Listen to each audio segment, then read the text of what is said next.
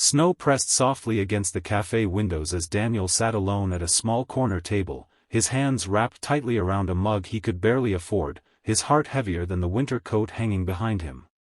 He had shaved carefully that morning, ironed the one blazer he owned, and practiced smiling in the mirror so his 6-year-old daughter wouldn't see the fear in his eyes when he left. This Christmas blind date was supposed to be hope. Instead, the woman across from him barely looked up before making an excuse and walking away, leaving Daniel staring at an empty chair and wondering why life kept reminding him that being a single father meant always coming second.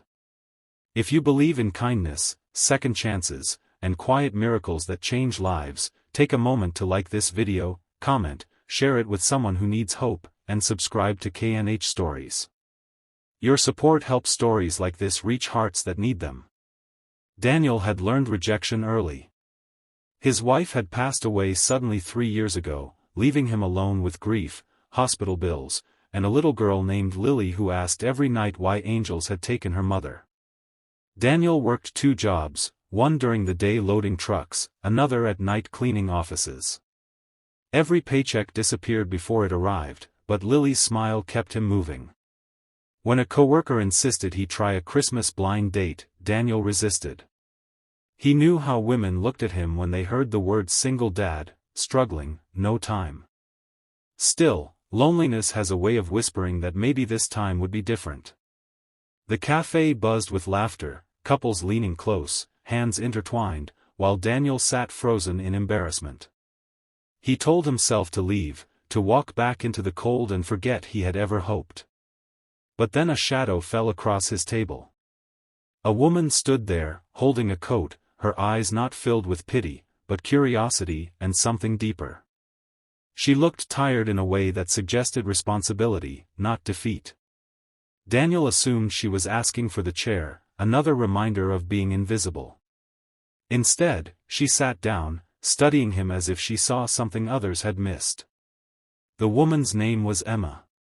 She explained that she had watched what happened, how quickly the other woman dismissed him, how his shoulders had slumped not in anger but acceptance. Emma knew that posture well. She was a widow herself, raising a young son, juggling work, school pickups, and nights filled with exhaustion. She said she wasn't supposed to be here either, that she had come for warmth and quiet, not romance. Something in Daniel's quiet strength had pulled her in. As snow thickened outside, time slowed inside that cafe.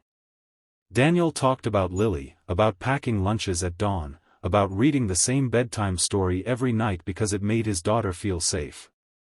Emma shared her own struggles, the fear of failing her child, the loneliness of being strong every day. There was no pretending, no impressing, just 2 wounded hearts recognizing each other. Daniel didn't realize it yet, but the weight he carried felt lighter with every passing minute. Life, however, doesn't change in a single evening. In the weeks that followed, Daniel returned to his routine, unsure if Emma was a miracle or simply a moment of comfort. They met again, slowly, carefully, like people afraid to break something fragile. There were setbacks. Daniel canceled plans when Lily got sick. Emma struggled with trust after loss. Bills piled up. Exhaustion returned. But something had shifted. They didn't walk alone anymore. One cold December evening, everything came crashing down. Daniel lost his night job when the building contract ended. Christmas loomed with no gifts, no tree, no idea how to explain to Lily why Santa might be late. Pride told him to stay silent, but desperation pushed him to tell Emma the truth. He expected sympathy, maybe distance. Instead, Emma showed up at his apartment with groceries, decorations, and a calm certainty that steadied him. Emma had her own reasons for being afraid of the future. Her late husband's family pressured her, her savings were thin, and she faced choices she never wanted to make alone again. Standing in Daniel's small living room, watching Lily laugh as she hung crooked ornaments, Emma saw something she had been missing since her loss. She saw a family not defined by perfection, but by effort, sacrifice, and love. It was that night, surrounded by mismatched lights and the smell of simple food, that Emma made a decision born not from impulse, but clarity. She asked Daniel if he could imagine building a life together, not as a fairy tale, but as partners.